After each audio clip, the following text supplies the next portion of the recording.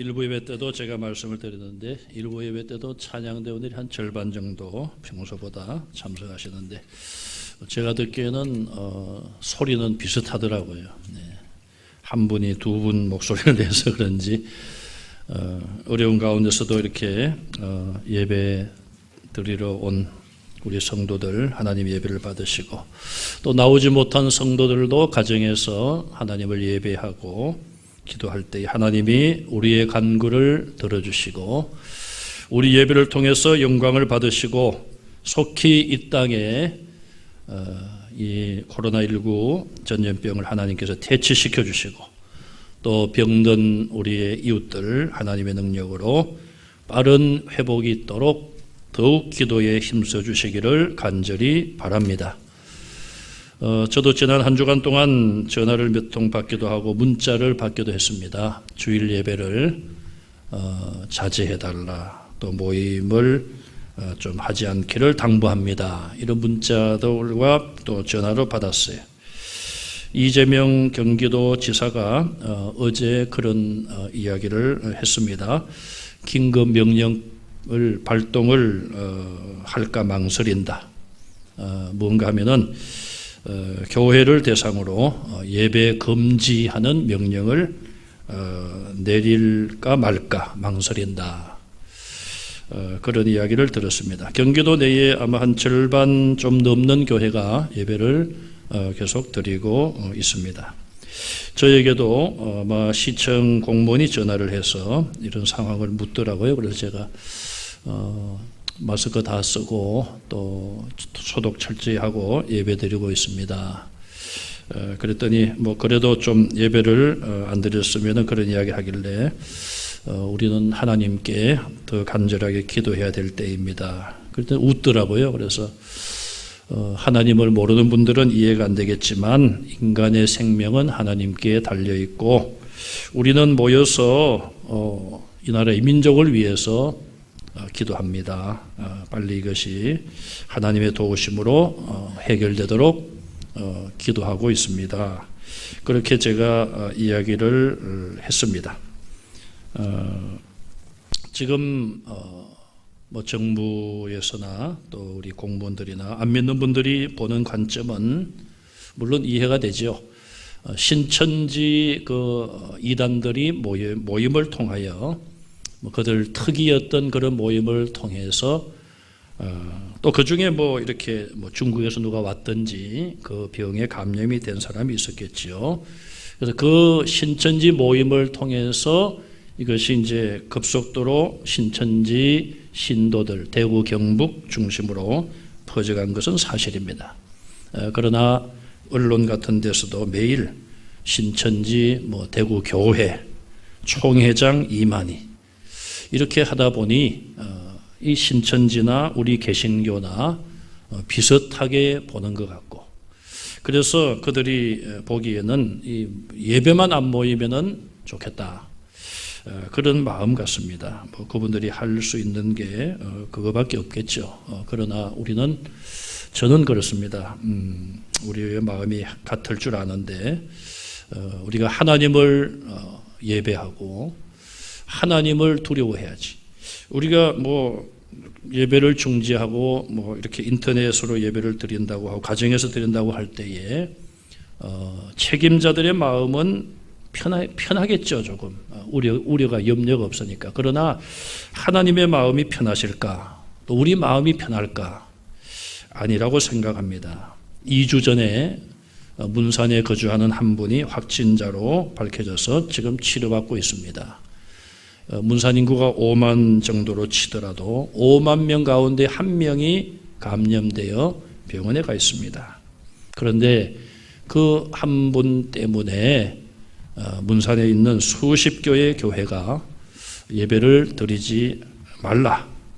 그것은 좀 지나친 일이라고 저는 생각을 하고 참 우리 대통령부터 저는 대통령이 캐톨릭 신자로 알고 있는데 정말 하나님을 믿는다면 이럴 때일수록 하나님께 기도하고 또 하나님을 믿는 성도들에게 기도의 부탁을 하고 온 성도들이 기도할 때인 줄로 압니다. 미국을 보니까요, 부통령이 그 코로나19 총책임자로 일을 하는데 회의를 하기에 앞서서 관계자들이 모여서 기도로 시작을 했다고 사진이 올라왔습니다.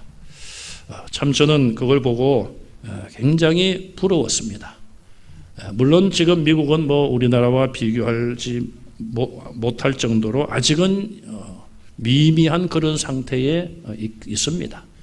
그러나 정말 지도자들이 겸손한 마음으로 하나님을 두려워하고 하나님께 우리가 한 걸음 더 나아가서 하나님께 기도하고 우리 성도들이 기도하여 참 이런 어려운 사태가 속히 해결되고 마음껏 하나님을 예배할 수 있도록 예배가 회복되고 또 우리 한국교회가 회복될 수 있도록 여러분들이 가정에서나 또 교회 나오셔서나 어디든지 간에 늘 우리 마음속에 두려움과 염려보다는 믿음으로 하나님 앞에 기도해서 정말 하나님이 우리를 용서하시고 우리의 질병을 치료하시고 하나님의 뜻을 우리가 깨닫고 하나님을 기쁘게 해드릴 수 있는 그런 성도들이 다 되시기를 주님의 이름으로 축원합니다. 칼과 몽추로 무장한 사병들에 의해서 예수님은 붙잡히셨고 맨 처음에 끌려가신 곳은 대제사장 가야바의 집이었습니다. 유대인들은 이런 종교적인 재판을 먼저 하고 있는 것이죠. 재판에 있어서 가장 중요한 것은 진실입니다. 사실을 그대로 밝히는 것이죠. 증인들이 재판에 와서 선서를 합니다. 증인 아무개는 진실만을 증언할 것을 서약합니다. 만약에 위증을 할 경우에는 거기에 해당되는 벌을 받겠습니다. 그런 내용으로 선서를 하고 증언을 합니다. 예수님을 무조건 죽여야 되겠다. 유대교 지도자들이 그렇게 결정을 하고 이제는 형식적인 것을 갖추는 거예요. 그래서 거짓 증인들을 내세웠습니다. 그들이 찾고 찾아서 고르고 골라서 내세운 거짓 증인은 무슨 말을 합니까? 저 예수가 예루살렘 성전을 무너뜨리면 사흘 만에 다시 일으킨다고 말했다. 그것은 예수님이 그 말씀을 하신 것은 사실이에요. 그러나 그 말씀을 하셨다고 해서 그것이 어떻게 사형에 해당되는 죄라고 볼 수 있습니까? 예수님께서 64절에 말씀하신 것, 그것을 꼬투리 삼아서 이제는 예수님을 신성모독죄로 끌고 가고 있어요. 그 내용은 무엇입니까? 예수님께서 내가 권능의 우편에 앉아있는 것을 너희들이 보리라. 예수님이 부활하시고 성천하신 이후의 일을 미리 말씀하신 것이에요. 또 하늘 구름을 타고 오는 것을 너희가 보리라. 예수님의 재림에 대한 말씀을 하신 거예요.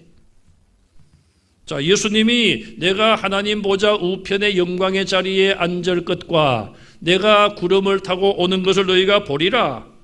이렇게 말씀하신 것이 어떻게 하나님을 모독한 것입니까? 그런데 이것을 신성모독죄로 몰아가고 결국 그들은 예수님을 그 제목으로 죽이려고 이미 내부적으로 결정을 다 했습니다. 이제는 형식적인 절차를 그것도 불법적으로 진행을 하고 있어요. 마치 북한이나 공산주의 국가에서 권력의 장애물이 되는 사람들을 불법적으로 비인격적으로 비민주적으로 죄를 뒤집어 씌워 아무도 모르게 처형을 하거나 아니면 아예 공개적으로 숙청하는 것과 비슷한 수법으로 예수님을 죽이려고 하고 있어요. 오늘 본문을 보시면은 세 장면이 나오고 있습니다. 첫째는 예수님께서 총독 빌라도에게 끌려가시는 장면이 1절과 2절에 등장을 하고 있어요. 1절에 보면 모든 대제사장들과 장로들이 모였습니다. 그들은 이미 앞에 26장 59절에 사내들인 공회로 목요일 밤에 대제사장의 집에 모여서 예수님을 죽이려고 의논을 마쳤습니다. 그런데 그들의 관례대로 하면 그 회의가 낮에 모여야지만 정상적인 결정을 할 수 있었기 때문에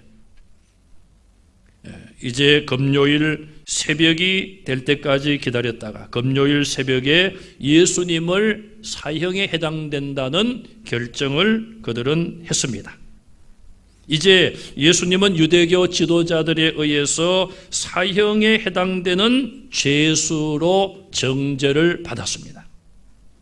그런데 유대인들에게는 사형을 집행할 만한 권한이 없었습니다. 그 당시 그들을 통치했던 로마 제국의 총독, 로마 제국이 파송한 총독이 재판을 해서 사형을 승인해야지만 사형을 집행할 수가 있었어요.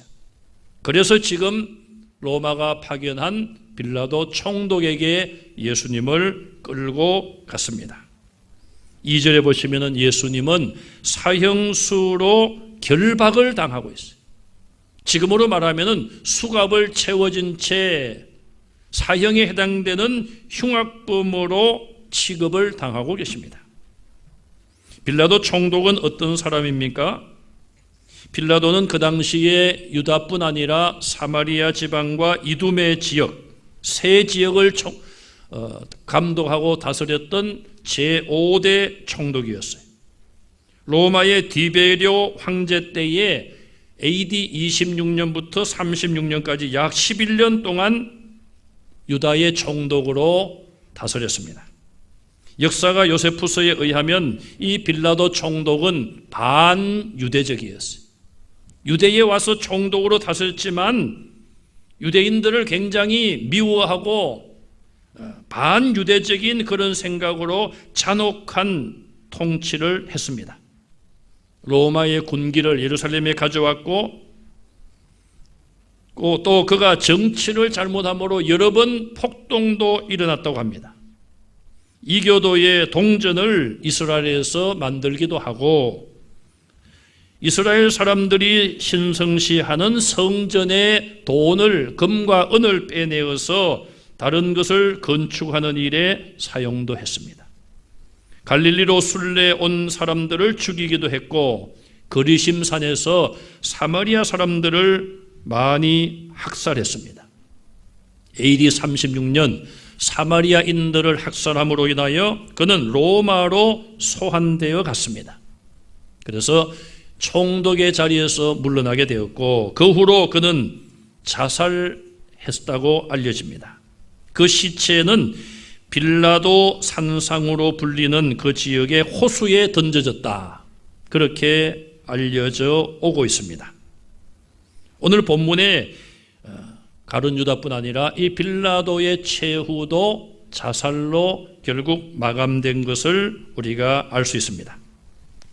성경에 소개되는 이 빌라도의 모습을 보면 예수님의 재판 과정에서 줏대 없이 나약한 모습을 보이는 사람으로 나오고 있습니다. 그는 예수님에게서 사형에 해당되는 죄를 발견할 수 없다. 그렇게 말하기도 하고 자기는 책임이 없다는 뜻으로 손을 씻는 그런 행동을 한 사람이 빌라도 총독입니다. 또 성경에 보면 빌라도가 군중들의 압력을 받고 예수를 십자가에 못 박도록 내어주었다. 그렇게 기록을 합니다마는 그렇다고 빌라도의 책임이 없는 것은 아니지요.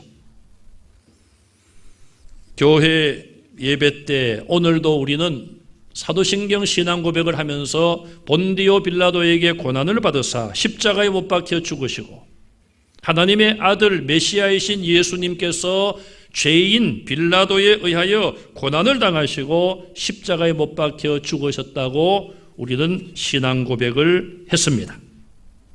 예수님 오실 때까지 이 신앙 고백이 전파되는 곳에는 본디오 빌라도 총독이 큰 죄를 짓고 감히 예수님을 고난의 자리로 몰아갔다는 것을 분명히 우리의 입술로 시인하고 선포하고 있는 것이죠.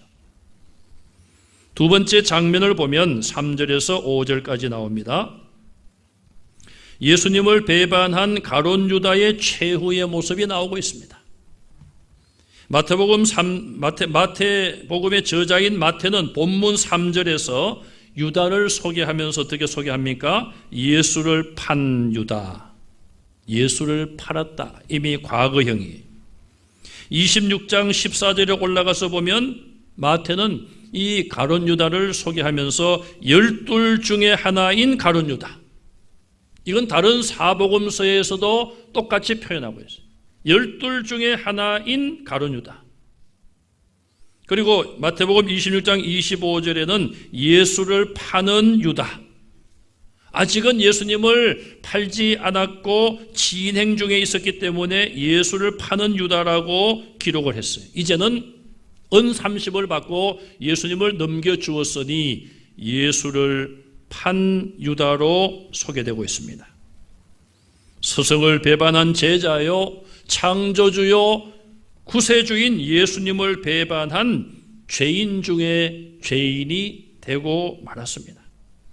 그도 사람인지라 예수님이 붙잡히시고 죄인으로 정죄를 당하시고 사형에 해당된다는 그런 결정을 내리고 사람들이 예수님을 흉악범 취급을 하는 것을 보자 뒤늦게 뉘우쳤습니다. 예수님으로부터 3년 동안 사랑을 받고 시인임을 받았던 그가 예수님을 배반한 것이고, 예수님은 마지막 순간까지, 붙잡히시는 순간까지 가룟 유다에게 정말 처절할 정도로 그의 회개를 촉구하는 말씀을 하셨고, 그런 기회를 가룟 유다에게 주셨습니다. 그러나 가룟 유다는 끝까지 회개의 기회를 놓치고 말았습니다. 그런데 오늘 본문에 보면 뒤늦게 뉘우치고 있습니다. 여러분, 뉘우치는 것과 회개한다는 것은 다른 것이에요. 뉘우친다는 말과 회개를 뜻하는 헬라어 단어는 서로 다릅니다. 과거에 자기가 한 행동에 대하여 잘못을 후회하는 정도, 내가 잘못했구나, 그것을 깨닫는 것이 뉘우치는 거예요. 뉘우치는 것은 회개의 한 단계요 과정에 불과해요. 하나님 앞에, 하나님의 말씀 앞에 나의 잘못을 발견하고 진심으로 하나님께 내 죄를 용서해 주십시오. 입으로 내 죄를 시인하며 하나님, 제가 이런 죄를 지었습니다. 용서해 주십시오. 그렇게 철저하게 낱낱이 자백하고 용서를 구하는 것이 회개죠. 그리고 잘못된 길을 돌이켜야 됩니다. 내가 말과 행동으로 잘못했다면 이제는 그것을 반복하지 않아야 되고 변화가 돼야 되는 것이죠. 바뀌어야 되는 것입니다. 자동차를 운행하시는 분들은 길을 가시다가 잘못된 길로 가면은 어떻게 됩니까? 내비게이션에서 아가씨인지 아줌마인지 안내를 하죠. 어디서 유턴을 하십시오. 그래도 자꾸만 가면은 계속해서 화도 내지 않고 유턴을 하십시오. 이리 가면은 점점 목적지에서 멀어집니다. 그렇게 자세하게 친절하게 안내를 해요. 가는 방향이 잘못되었다면은 운전을 할 때에 유턴을 해야 되는 것이죠. 우리 사람들은 뭐 유턴할 필요까지 없어요. 그냥 뒤로 돌아 하면 되는 것이죠. 어디에서나 그냥 간단하게 뒤로 돌아가면 되는 거예요. 내가 하나님을 멀리하고 세상을 향하여 가다가 그것이 잘못된 줄 깨달았다면은 뒤로 돌아서 이제는 하나님을 향하여, 말씀을 향하여 전진해서 가면 되는 것이죠. 그래서 회개에 합당한 열매를 맺어야 됩니다.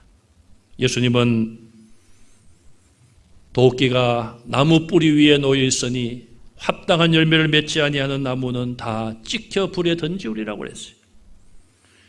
진정한 회개는 돌이키고 나서 하나님이 보실 때에 원하시는 열매, 성령의 열매를 맺고 하나님을 기쁘시게 하는 그런 삶으로 적극적인 모습으로 나아가는 것이 진정한 회개인 것입니다. 가룟 유다는 어떻게 했습니까? 자기의 잘못을 뉘우치는 것에 그쳤어요. 물론 그는 뉘우치고 나서 은 30을 가지고 대제사장들과 장로들이 모인 곳에 가서 그것을 그들에게 주면서 내가 무죄한 피를 팔았다, 내가 죄를 지었다, 그리고 받은 것을 돌려주었죠. 그러나 대제사장들과 장로들은 그 돈을 받지 않았습니다. 그것은 우리와 무슨 상관이 있느냐? 네가 당하라. 네가 지금 무죄한 피를 팔았고 죄를 지었다고 하는데 우리와 상관이 없다. 얼마나 거짓말입니까? 왜 상관이 없어요? 같이 공모하고 돈을 주고 가룟 유다를 매수하고 예수님을 죽이려고 했는데 왜 상관이 없습니까? 죄는 지어놓고 가룟 유다가 죄를 뉘우치고 그런 고백을 하며 돈을 돌려주고자 하니까 자기들에게 그 죄값이 돌아올까 봐 우리와 무슨 상관이 있느냐? 네가 당하라. 죄값이 돌아온다면 네가 당해야 된다. 그렇게 반응을 하고 있습니다. 여러분, 이런 자들이 유대교의 지도자들이었어요. 그러자 유다는 은 30을 성전의 성소에 던지고 가서 목을 메어 죽었습니다. 요즘 우리 사회에 극단적인 선택을 했다, 그렇게 표현을 하죠. 자살이란 말을 잘 안 쓰더라고요. 이 자살은 우리나라와 세계 여러 나라의 사회적인 문제로 대두되고 있습니다. 특히 우리나라를 보면은 2018년도에 OECD 국가 중에 자살률이 2위였어요. 2등, 은메달. 그런데 2017년도에는 1등이었습니다. OECD 국가 가운데. 왜 1등에서 2등으로 내려갔느냐? 리투아니아라는 나라가 OECD 국가에 들어옴으로 인하여 그 리투아니아가 자살률 1위를 한 것이죠. 그 나라에게 밀렸습니다. 그런데 그것도 잠깐, 그 다음 해 작년에 2019년도에 다시 리투아니아를 제치고 세계 1위로 올라갔어요. 참 우리나라가 세계에서 잘하는 거 많고 1위가 많은데 이런 건 좀 꼴찌하면 좋겠는데, 이것도 자살률도 지금 OECD 국가 중에 세계 1위요. OECD가 아닌 전 세계를 다 통합해서 보면 우리나라보다 자살률이 높은 나라가 한 10개 나라밖에 없는데 그 10개 나라는 우리가 이름을 들어도 생소한 나라들이에요. 선진국이고 민주화되었고 잘 사는 나라들은 거의 없다는 것이죠. 작년에 인구 10만 명당 자살 수가 우리나라가 26.6명, 만 명으로 따진다면 2.6명 정도가 자살을 했다는 거예요. 제가 계산은 안 해봤습니다만은 지금 이 코로나19에 감염된 숫자보다 더 높겠죠. OECD 평균 10만 명당 11.5명, 2배가 넘습니다, 우리나라. 작년에만 13,670명이 자살을 했다고 해요. 하루에 37.5명, 이틀에 65명, 이틀에 65명.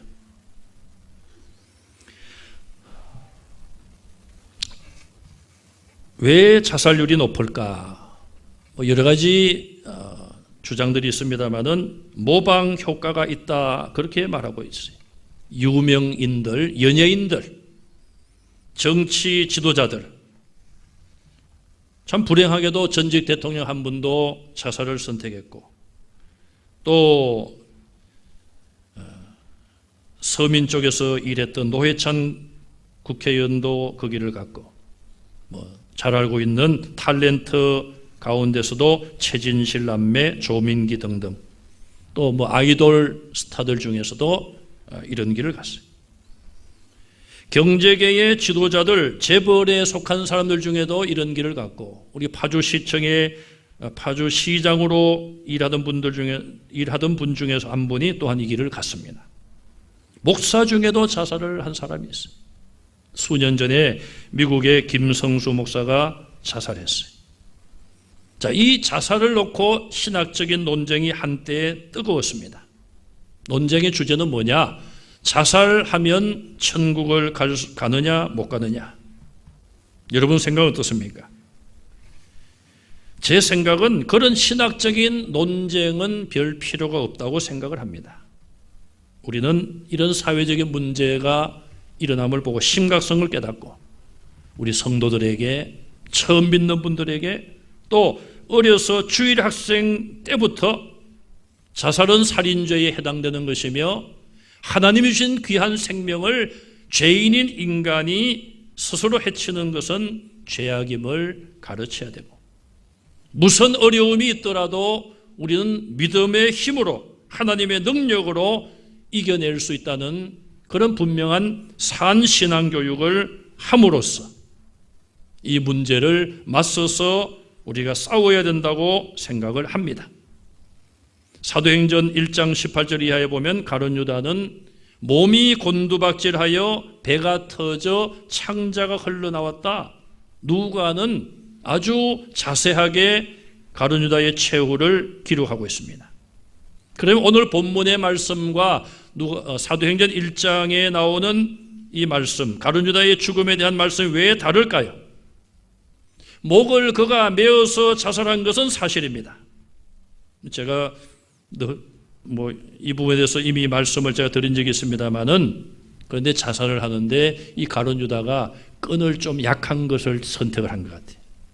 그래서 목을 메어서 죽었는데 끈이 약하니까 끈이 떨어져서 좀 높았던 모양이죠. 시체가 떨어졌고 배가 터졌다. 그렇게 우리가 이해하면 되겠습니다. 참 얼마나 비참한 모습입니까?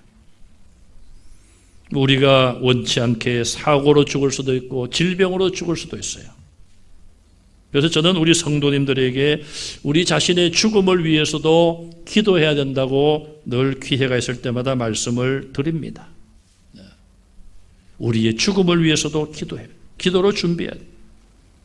가룟 유다가 예수님의 부름을 받고 제자가 되었을 때 그는 영광의 사도직의 자리에 그가 부름을 받은 것 아닙니까? 이 세상에 수많은 수백억, 수천억 인구 가운데 단 12명, 그 중에 12 중에 한 자리, 세상적인 높은 지위가 아니라 하나님 나라에서 영원히 영광을 누릴 그 자리에 그가 부름을 받은 거예요.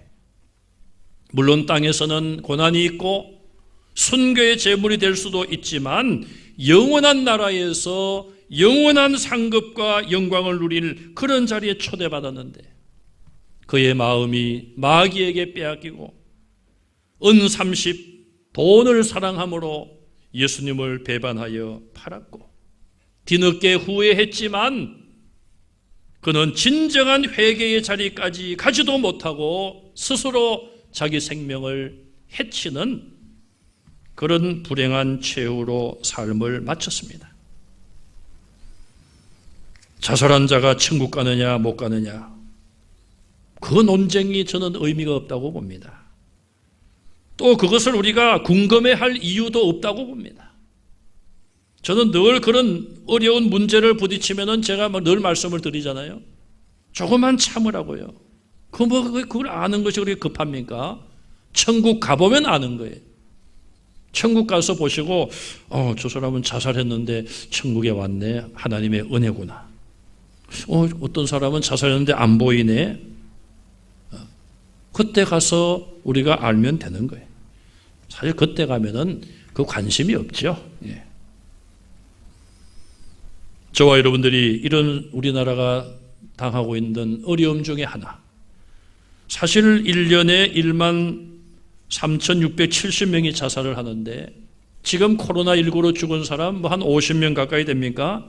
그것 때문에 지금 나라가 난리가 났어요. 지금 난리가 나는데 거기 몇 배에 해당되는 이런 많은 사람이 자살을 하고 있는데 여기에 대해서는 참 우리가 관심을 가지지도 못했고 남의 일로 생각을 해왔고, 이제는 우리가 이 문제를 위해서도 하나님 앞에 기도해야 될 줄로 믿습니다.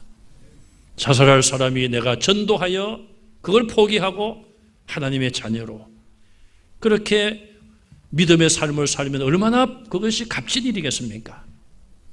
우리가 더욱 우리 주변을 살펴보시고 외로운 자, 힘든 자들이 없는가? 하나님의 복음으로 저들을 위로하고 예수님의 사랑으로 저들을 위로하여 믿음을 가질 수 있도록 전도에 힘쓰시기를 간절히 바랍니다. 마지막 세 번째 장면은 4절과 6절, 7절에 나오는 대제사장들과 장로들의 모습이에요. 가룟 유다가 던지고 간 은 30을 그들은 받아서 나그네의 묘지로 삼는, 땅을 사서 나그네의 묘지로 삼는 그런 장면입니다. 본문 3절에 보시면 가룟 유다가 은 30을 도로 가져다가 자기의 잘못을 뉘우치고 돈을 주려고 하자 대제사장들과 장로들은 그것이 우리와 무슨 상관이냐? 우리는 상관이 없다. 네가 그 고통을, 그 죄에 대한 책임을 당하라고 말했습니다. 이들은 어떻게 보면 죄를 깨달은 가룟 유다보다도 더 양심이 악한 자들이에요. 가룟 유다는 스승을 배반했지만 대제사장들과 장로들은 가룟 유다를 돈으로 매수하고 유혹하여 하나님의 아들을 죽이는 일에 앞장선 자들이에요. 그들 역시 가룟 유다와 같이 무죄한 피를 흘린 죄를 지은 자들임에도 불구하고 자기들은 상관이 없다고 그렇게 발을 빼고 있습니다. 그러므로 대제사장들과 장로들의 죄는 더 크다고 볼 수가 있습니다.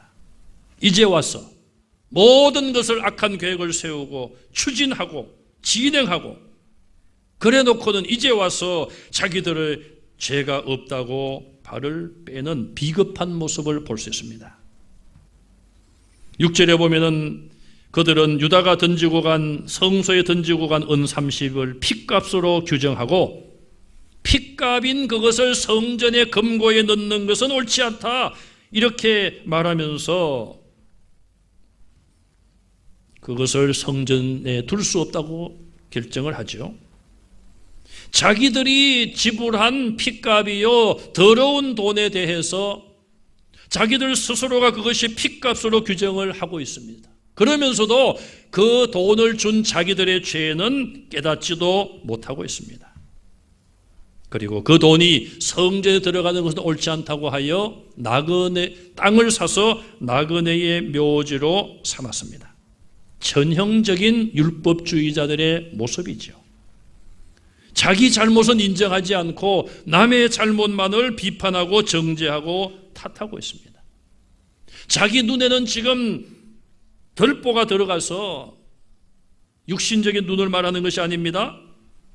이성적으로나 영적으로나 모든 면에서 자기 눈에는 들보가 들어가고 백내장이 와서 사물을 제대로 보지도 못하면서 다른 사람의 눈에 티끌 하나, 머리카락 하나 들어가는 것을 내가 좀 빼주겠다고 말하는 것과 같은 것이죠. 예수님의 비유의 말씀에 나오는 내용 아닙니까?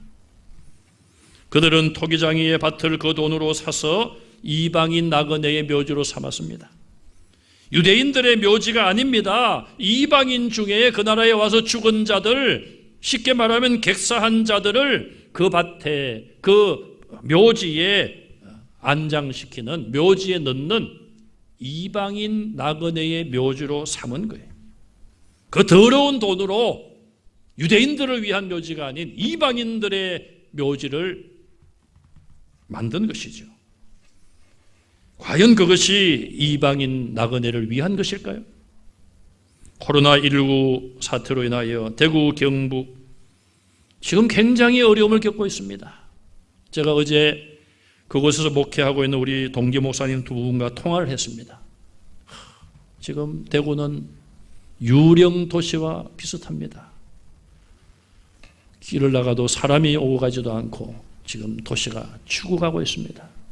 한 달만 이렇게 되면은 뭐 병도 병이지만은 경제적으로 파탄되고 부도의 위기에 처한 사람들이 많을 것입니다.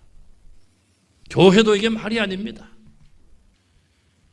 참으로 눈물 나는 그런 이야기를 들었습니다. 어쨌든 중국에서 시작된 이 질병은 누군가를 통하여 신천지 집단으로 들어왔고 그들의 집회를 통하여서 급속도로 많은 사람들이 감염이 되고 지금 대구에 거의 대구 경북이 거의 6천 명 정도 아닙니까? 그 중에 또 많은 사람들이 신천지 신도들이. 이만희 씨는 상황이 이렇게 되자 기자회견을 하면서 큰 절을 2번이나 하고 사죄의 말을 했습니다. 그리고 120억이라는 거금을 계좌이체했어요. 말도 안 하고 계좌이체를 했어요. 신천지의 재산이 이번에 대충 밝혀졌는데 현금이 약 2,700억 원, 본부와 전국 12개 지파라고 그러죠. 12개 지파. 약 2,700억. 부동산이 약 2,700억. 합계 5,500억 정도예요. 저는 잘은 모르겠습니다만은 제 판단으로는 그 외에도 교주가 숨긴 재산들이 분명히 있을 겁니다. 엄청난 돈들이. 이 돈이 어디서 나왔는가?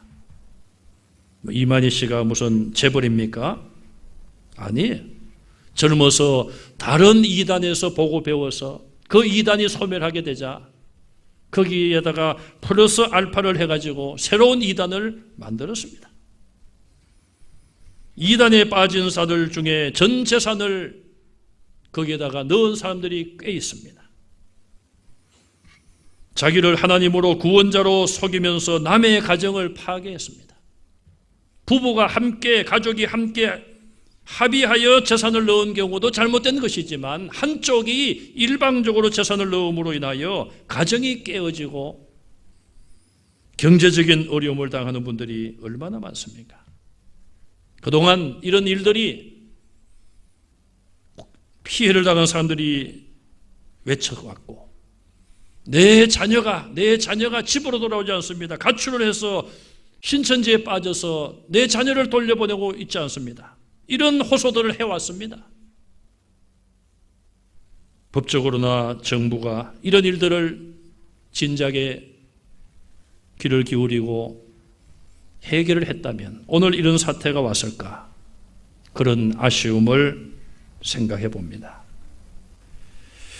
우리는 이번 이 사태를 보면서 중국을 향하신 하나님의 뜻이 무엇일까? 시진핑을 향한 하나님의 뜻이 무엇일까? 또한 우리 한국과 한국의 지도자들을 향하신 하나님의 뜻이 무엇일까? 한국 교회를 향하신 하나님의 뜻이 무엇일까? 오늘 나를 향하신 하나님의 뜻이 무엇일까? 그것을 우리는 하나님 앞에 구하고 깨닫게 해달라고 구하고 찾고 깨달음이 있고 찾았다면은 성령의 감동과 그 음성대로 살아가는 저와 여러분들이 되시기를 바랍니다. 하나님의 말씀에 순종하거나 불순종하거나 반드시 대가가 따릅니다. 순종의 대가는 상급이라고 말하죠. 그러나 불순종의 대가는 형벌이요 멸망이에요. 12사도의 영광의 자리에 부름받은 초청받은 선택받은 가룟 유다, 자기 스스로 그 자리를 차버리고 나중에 죽음 자살 직전에 깨달은 것처럼 무죄한 피를 흘리게 하는 죄와 악을 범했습니다. 그 대가는 비참한 마지막이었습니다. 우리는 이런 어려운 상황 속에서 누구의 잘못을 책망하기 전에 하나님의 음성을 우리가 듣고 우리 자신들의 잘못을 하나님 앞에 회개하고 하나님, 저의 죄를 용서해 주십시오. 하나님, 이 민족의 죄를 용서해 주시고 중국과 세계인들의 우상숭배 죄와 교만한 죄를 용서해 주십시오. 하나님께 회개하며 하나님의 용서를 구하고 하나님이 이 온 세계와 특히 대한민국과 한국교회를 불쌍히 보셔서 십자가의 보혈로 씻어주시고 새롭게 하시는 은혜가 속히 임할 수 있도록 우리가 낙심하지 말고 두려워하지 말고 계속하여 기도하는 성도들이 되시기를 주님의 이름으로 축원합니다.